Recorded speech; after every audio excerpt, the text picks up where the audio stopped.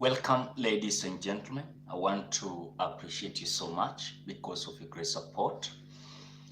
As you know that today is that day, but we are being told that William Samuel Ruto is panicking.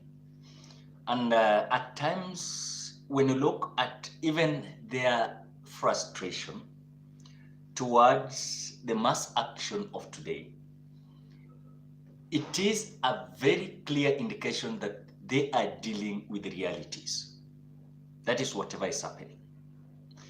As long as they will, of course, have the criteria on how they want to destroy the mass action.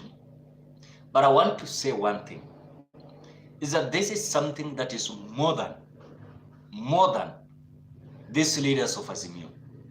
It is as per the push of common mwananchi.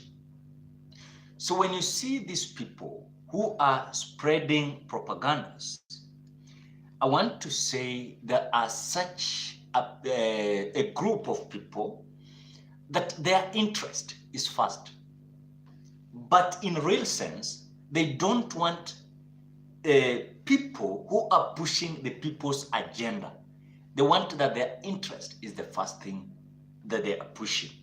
And that is why this morning, I have seen a certain Daily Nation. I want us to look at Daily Nation.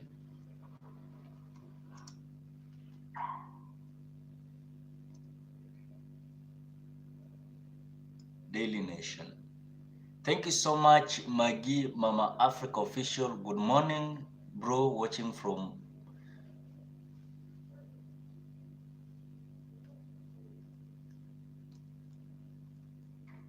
I want us to look at the Daily Nation. Someone has come out. Welcome, Maggie, Mama Africa Official. Good morning, bro, watching from Portugal. Thank you so much. Now, this is whatever Daily Nation is saying. Ruto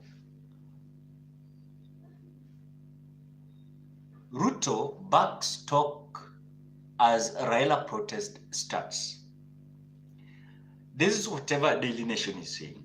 As calls for dialogue between President William Ruto and Azimio leader Raila Odinga intensified, the head of state yesterday said he was willing to hold a conditional talk. That is whatever Raila Odinga was asking for. You know, these people are thinking like whatever Raila Odinga is asking for is handshake. That is whatever they are saying. Good morning, watching from Germany. Thank you so much. Welcome.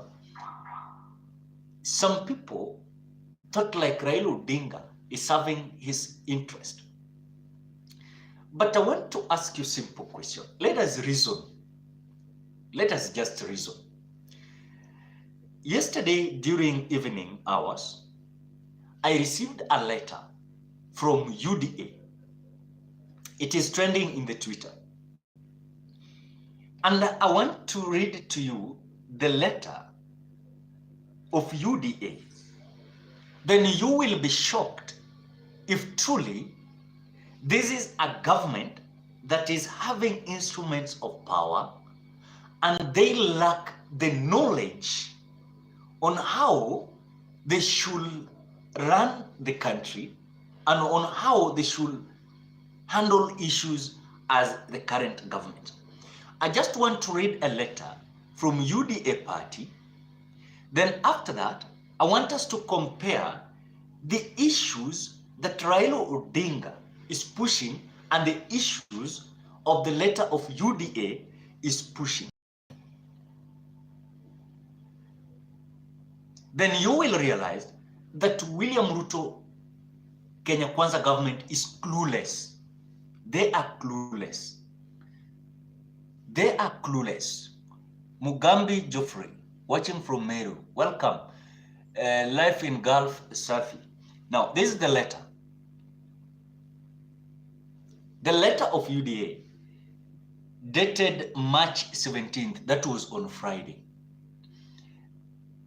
Their reference is the Inspector General, National Police Service, General Taifa Road, Now, dear sir, and this is the letter that Cleophas Malala wrote to the National Police Service. Reference, peaceful demonstration and picketing. The above matter refers, we appreciate the role and the mandate of the National Police Service in maintaining law and order, preserving peace, and protecting life and property.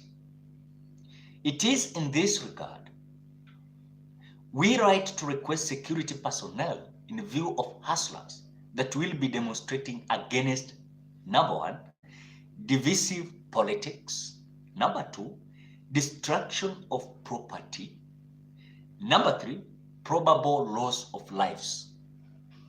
This is in light of Azimio's countrywide demonstration scheduled for Monday 20th, 2023.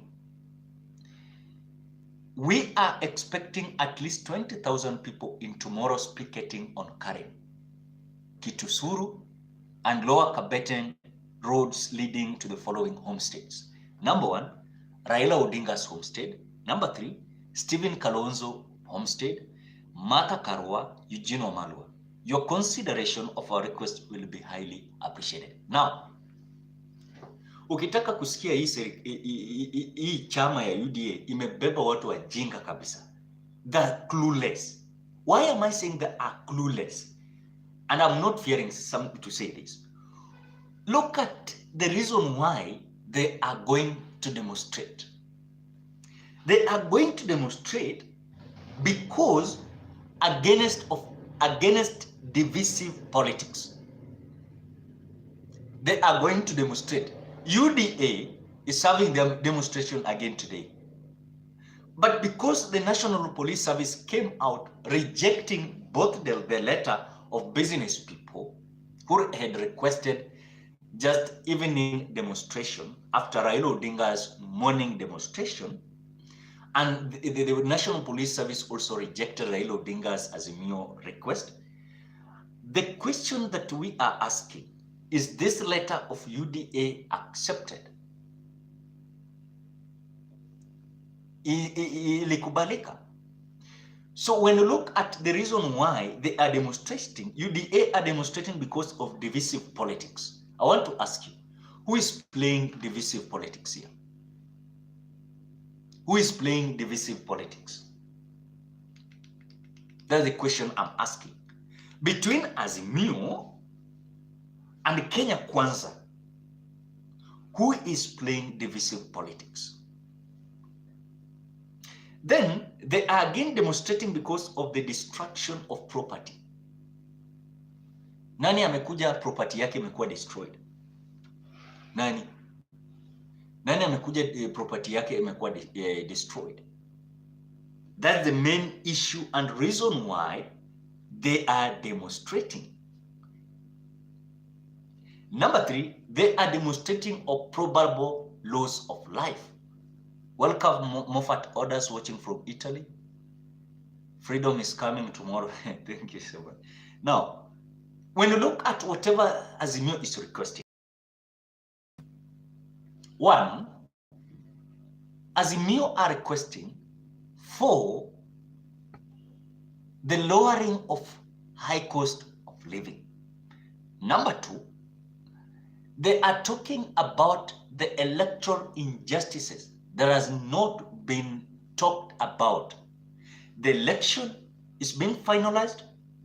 Venye walifanya wakakoroga wakafanya vituko yao, maisha yanaendelea. Then in the next election, we go back to officially the same problem when it comes to the election.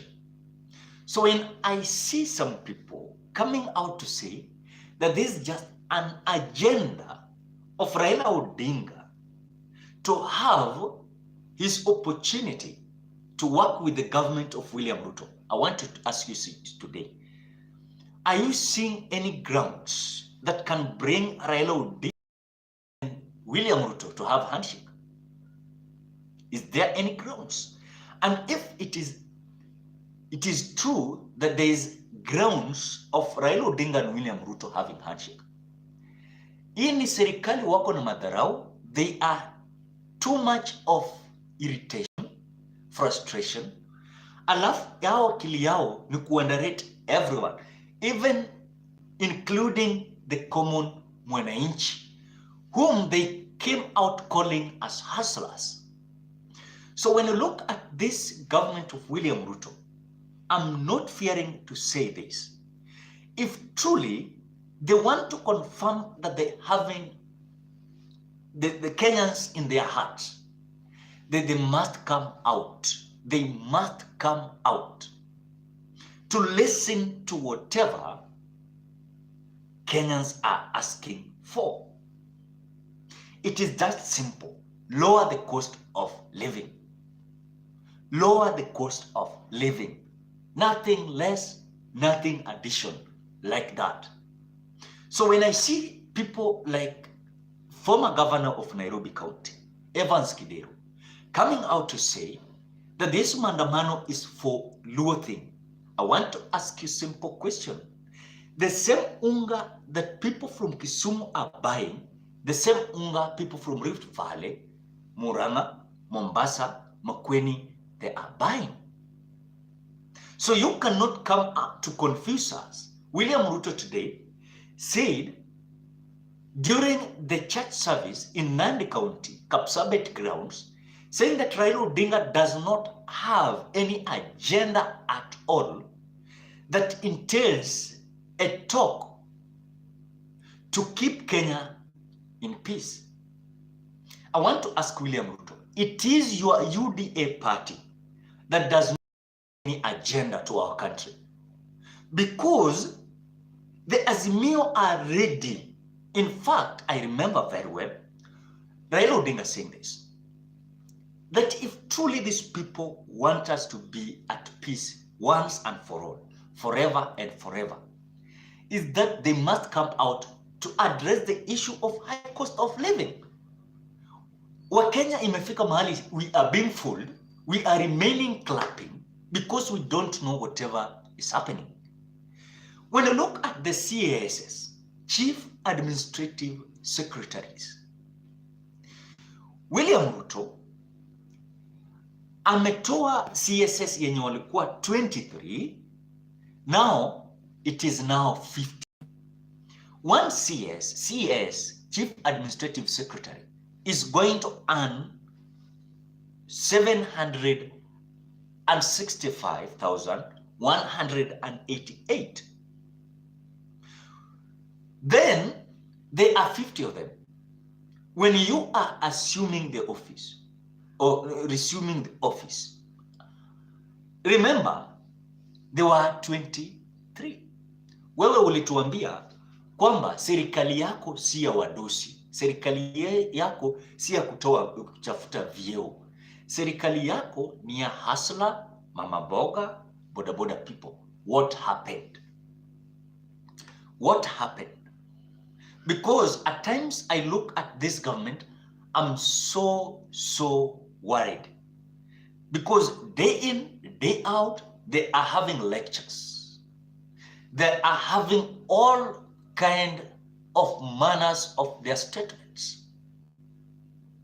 Which, when you look at the true issues that we should address, people are seeing that maandamano is a Luo thing. Surely. The team maandamano is for Raila Odinga. I want to ask you a question.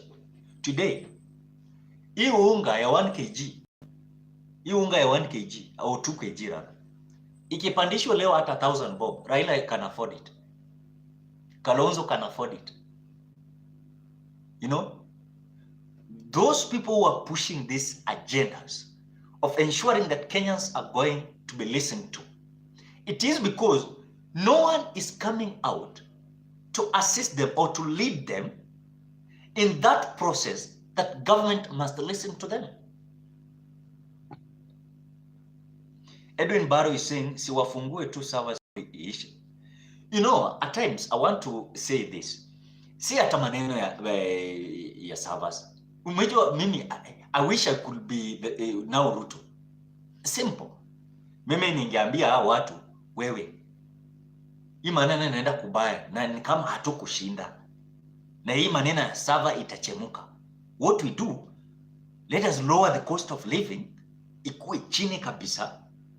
Then Raila Odinga kose grounds on calling of demonstration. You know? Let us lower the cost of living.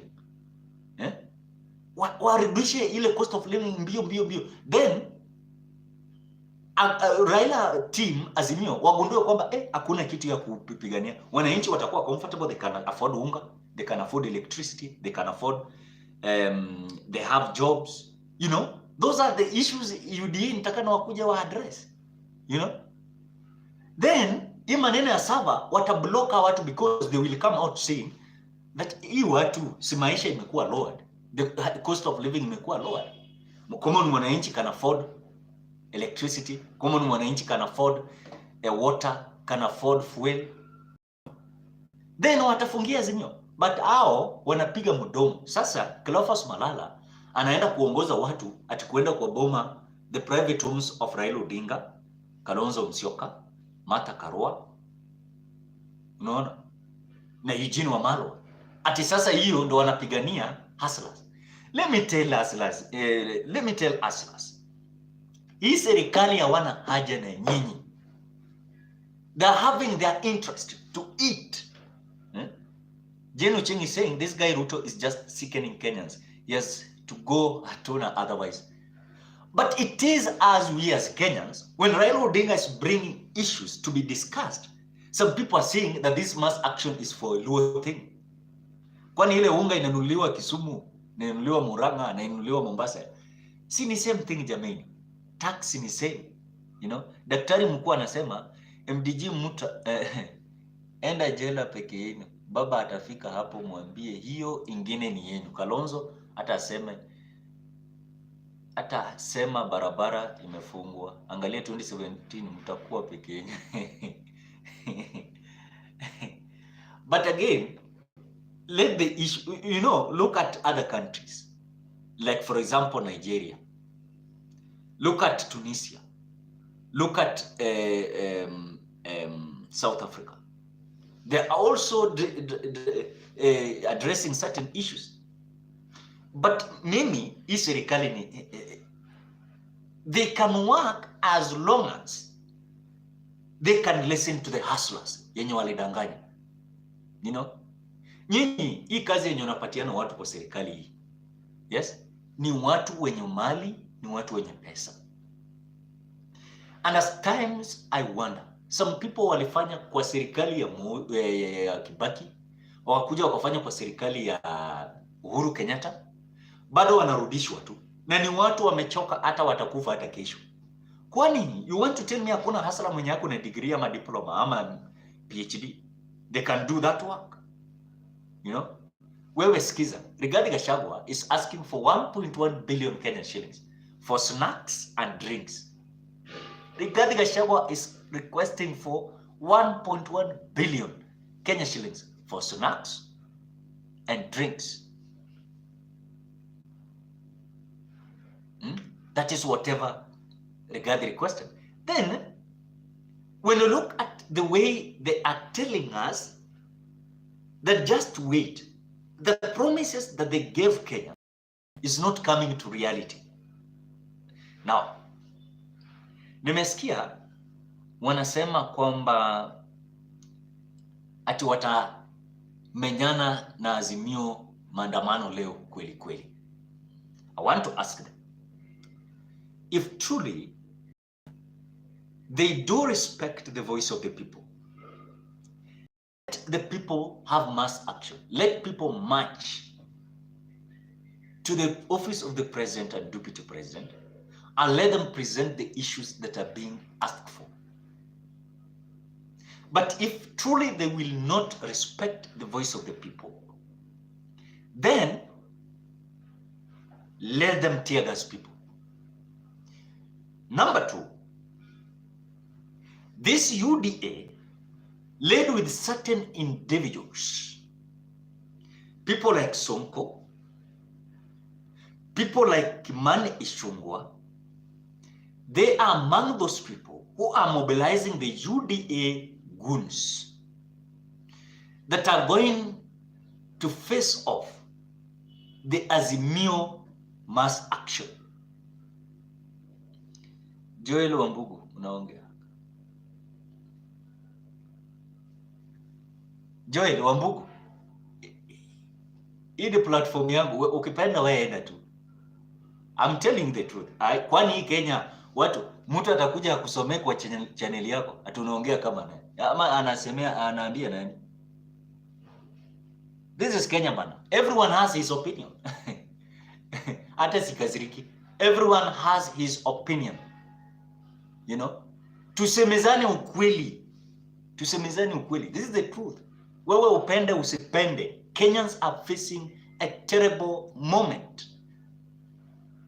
Issues watu wanapitia. School fees ndio hiyo. Mtu anaenda kufanya kazi analipwa per day 200. Ukienda kwa duka kuulizia unga, the price of unga, hiyo 200 yako hata itoshi. Wacha tuongee ukweli. Wachana hii propaganda. Na ukifeel tunaongea vibaya, wewe toka enda. Kwani imefika mahali watu wanabeberezana. Hapana, the truth, let's speak the truth. Wewe ukisikia vibaya, wewe funga virago, enda. Simple as that. We are ready to remain with people who will articulate issues that are affecting Kenyans. Here we are not talking about the election of 2027. We are not talking about any issue entailing someone mwenye anaenda kusimama 2027. We are talking about the captivity of our economy, where some people came out lying to us that hao ndio walikuwa mabadiliko. Ati wao ndio walikuwa mabadiliko. Wewe msilete mchezo bana. Watu wanajificha na wanajificha, hawataki kusema ukweli. You know? Hata wengine wameenda kwa join William Ruto. Today, people like Dero, they are having cases. After they have been given jobs here as chief CSS, Chief Administrative Secretary, ulisikia kenye Kidera alisema? He said that he is requesting DPP to withdraw his case. That is whatever is happening. You saw people like Abogo, the former governor of Kiambu, met William Ruto last month. The reason behind it, they are being accused of grabbing land in Mombasa.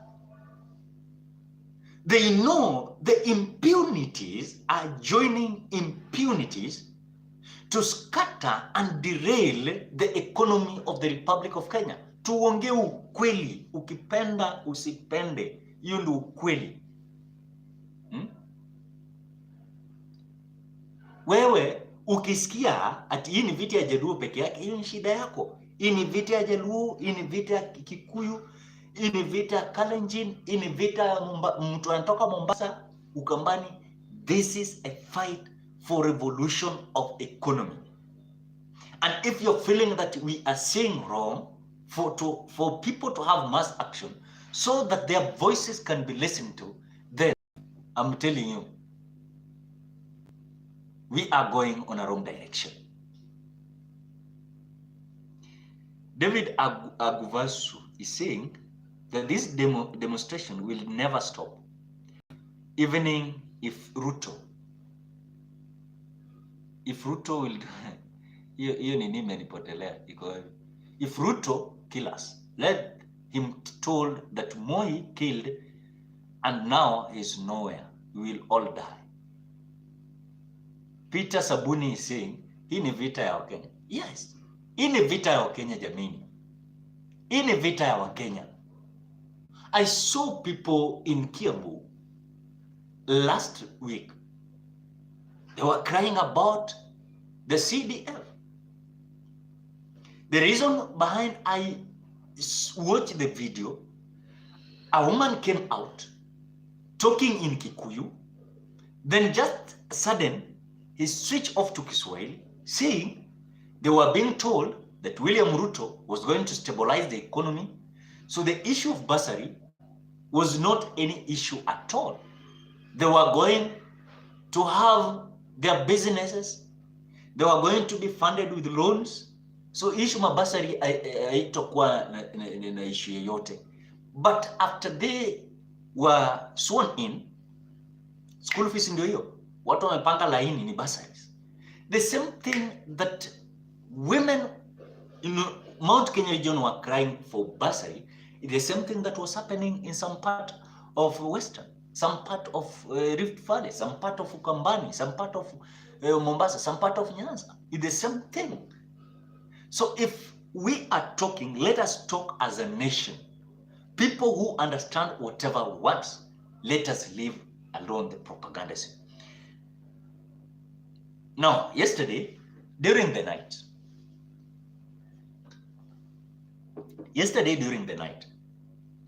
tear gas ilipigwa kwa, there was a tear gas in Jacaranda. There was a certain group in Jacaranda wenye walikuwa they were camping towards this morning mass action. So we are being told that they were dispersed, and I saw that video. And this was just to create walikuwa nataka tu create tension that vijana Babu Wino is mobilizing people to stone police officers. And I saw the yesterday during the night, and I realized this connects with also some people wants to paint Azimio la Umoja's mass action a bad picture, so that themselves they can be seen like clean people who wants good for the people, but in real sense they are not there for the people. So hii maneno mnaambiwa ati enough is enough, tunaenda kudili na Raila Odinga it will be messy, it will be noisy, and it will not be actually favorable for them. Sylvia Ek is saying, Millie, you sound like a broken record. Mind of UDA. Osman Ibrahim is saying, you cannot demand your wife 6 months pregnant to have a baby. Who is this? Someone is saying what?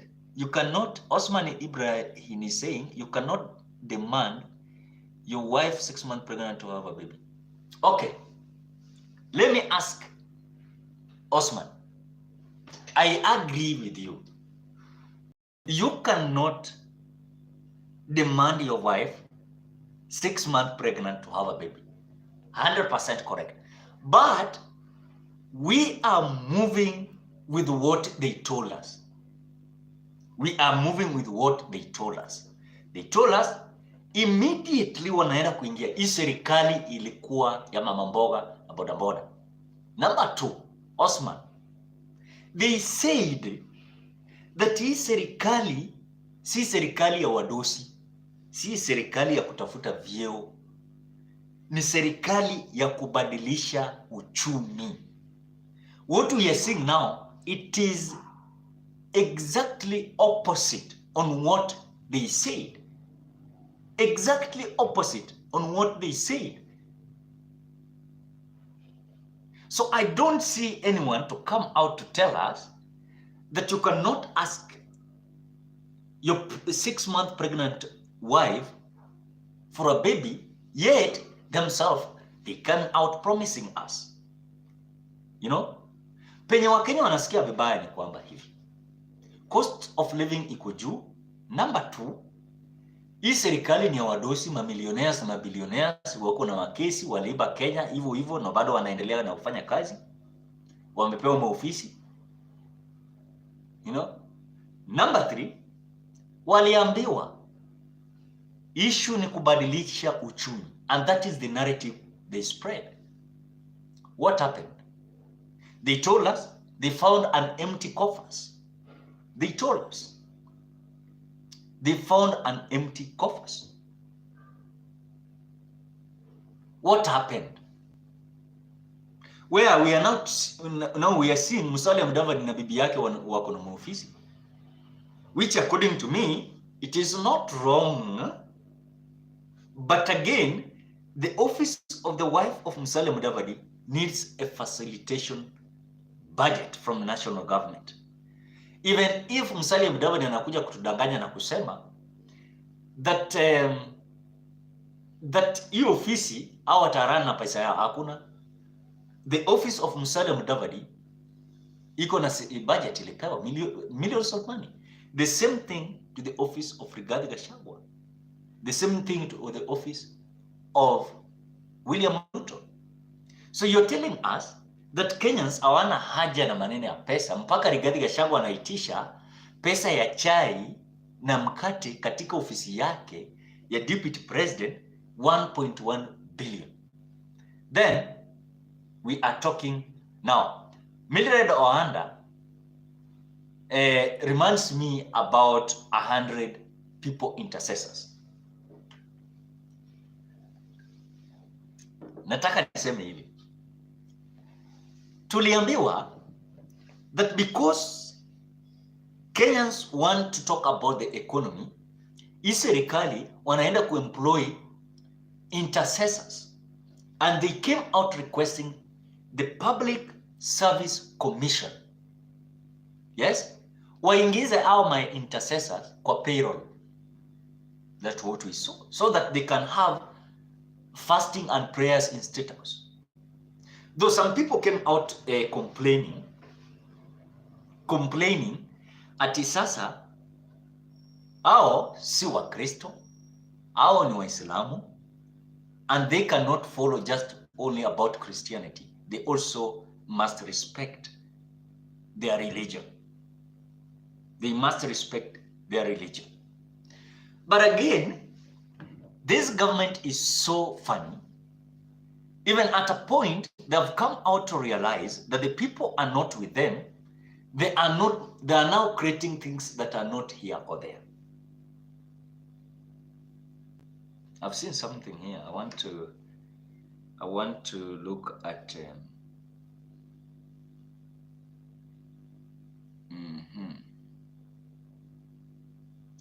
there's something here I want to see.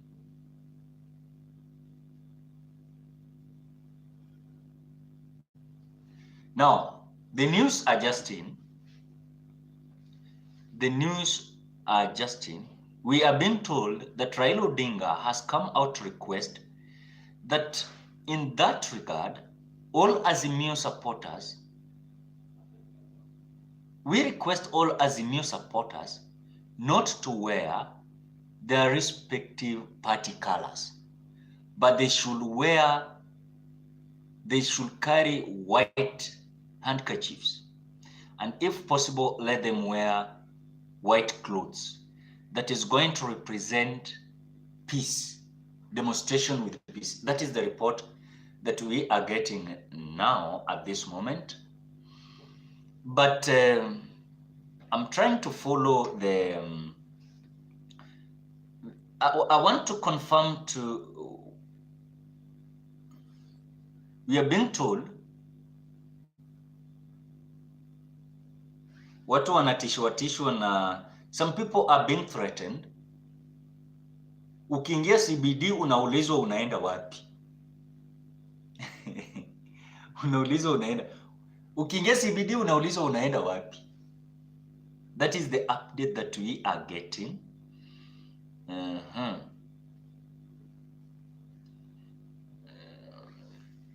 I'm getting certain statement here.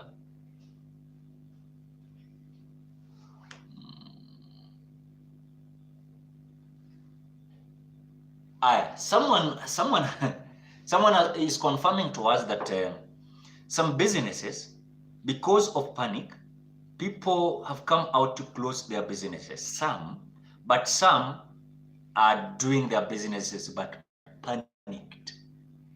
They are panicking. We are getting that the schools were expected to resume their normal learning today, but because of the mass action that is staged to happen today this morning, the schools has been, their opening has been postponed from today to tomorrow. Some of them will resume tomorrow, but still some, they have not come out to indicate which way. That is, I've seen someone writing that. Now, police, the national police service has come out to say that the mass action of today is illegal, and someone that has been someone that is going to be found breaching the law is going to face the wrath of the law. That is what we are being told. Now, there's something happening in Kibera. Let me look at whatever is happening in Kibera. Heavy police presence in Kibera as officers collect car tires left by roadside in Ayanyi area, Kibera. There's something that is there. Akuna wamefinya. This is whatever I'm seeing now.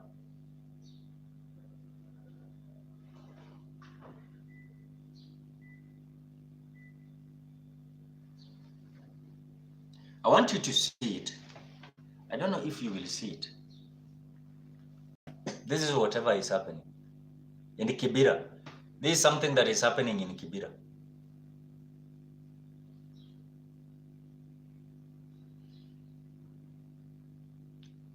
This is whatever is happening in Kibera.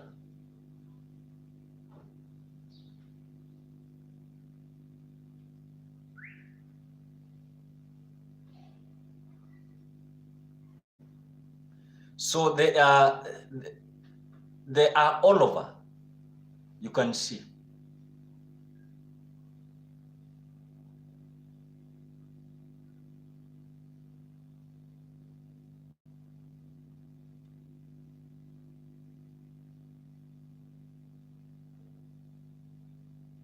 We are living in a country that you cannot demonstrate, you cannot protest, you cannot picket. The people who are in the law, hao ndio wanafanya kenye wanataka. Ndio mashambra shambra iko Kibera.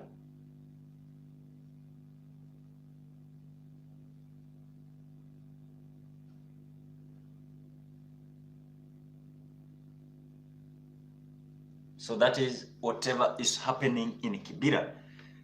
Because they said that it was illegal. They said that it was illegal Azimio to have their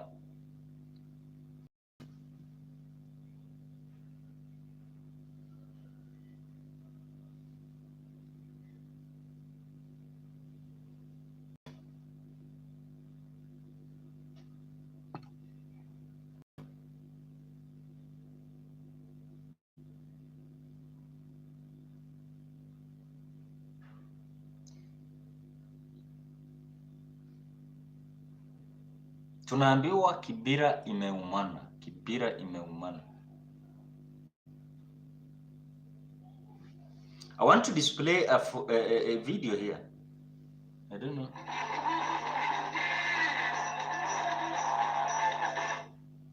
This was Kibera camping. Ilikuwa usiku. Ilikuwa usiku. This was during the night.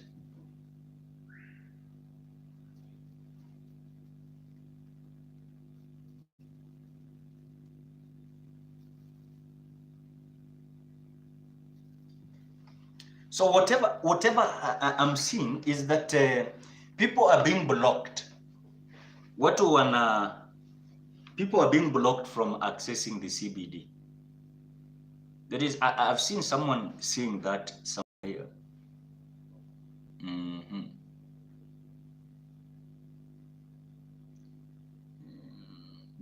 Kibera hustlers walking to work, Rao not happy.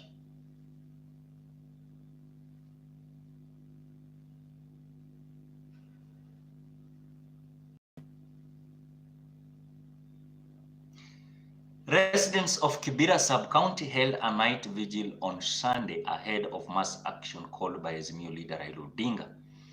But the high presence of police officers is like they're being demoralized, they are being frustrated and irritated. That is the news that we are getting. That is in Kibera.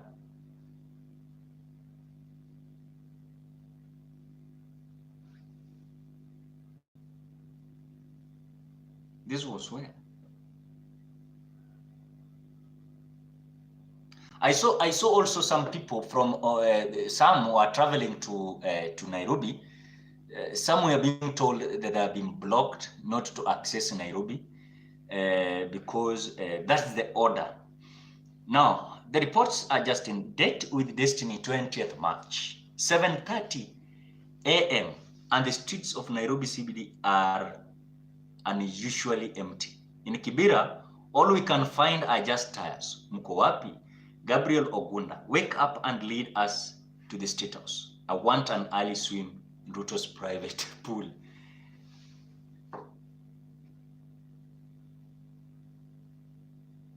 We are being told that the Nairobi street is so empty, is empty. We are waiting for the reports.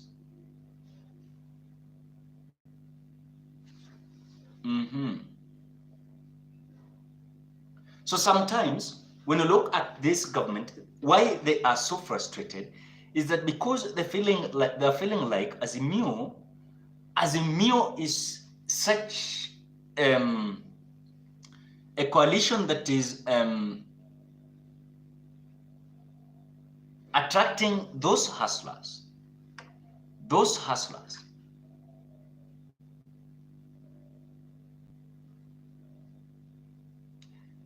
Na kuambia kimeumana. Tanks ya maji na polisi inaenda CBD. I want to zoom yenye muone.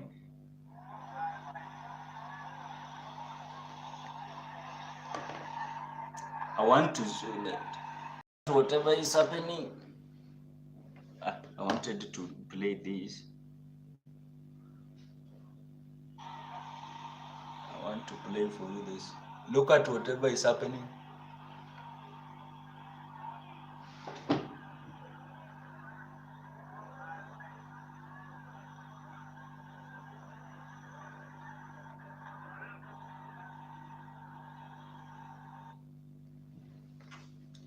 Now we are being told that hao watu wameamua, hakuna wanasema kwamba watabambana nao, hakuna mass action in Nairobi. But I want to say this. People are requesting that Raila Odinga to come out to speak because they said that maandamano is going to start at 6. But still, I've seen a report, some people are saying, I want to get exact whatever is happening here, where we are being told that the Azimio is confusing these people. They are confusing these people. Hii serikali bandia. They are confusing. Now, security deployed outside KICC, and this is the video.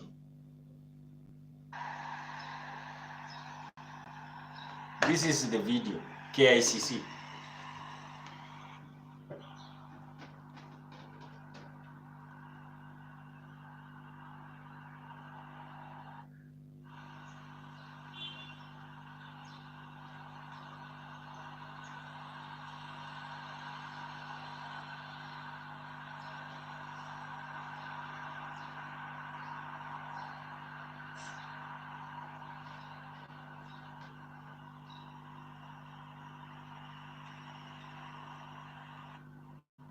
Now, that is whatever is happening outside the KICC.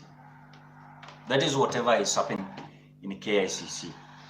There are certain locations have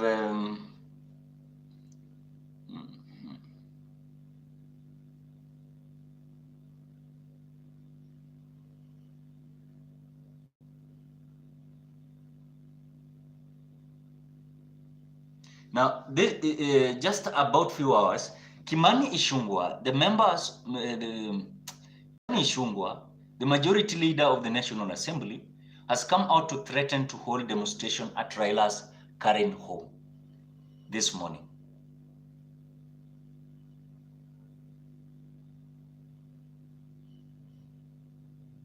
That is whatever is happening. CBD. Now, some Kenyans are asking, kwani, are we expecting a terrorist attack in Nairobi CBD? Tulisema ni maandamano ya But I want to say this. I want to update you whatever is happening at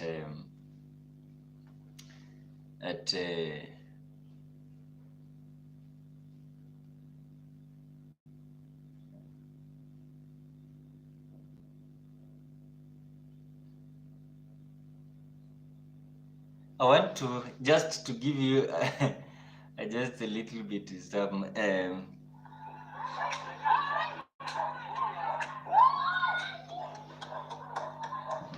wacha tu nisicheze hao watu wote. Wacha ningoje kwa. Ladies and gentlemen, South Africa, they have already started. South Africa wameshaanza, wako kwa street. South Africa wameshaanza.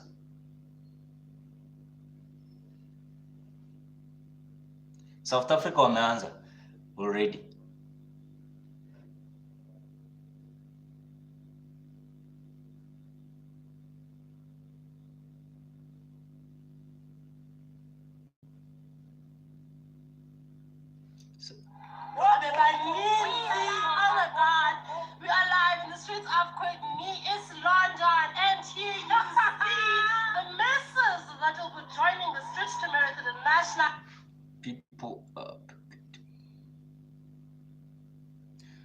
I'm trying to look at the message. We are being told that there's Mio wametoa nini issue hapa, wacha tuone.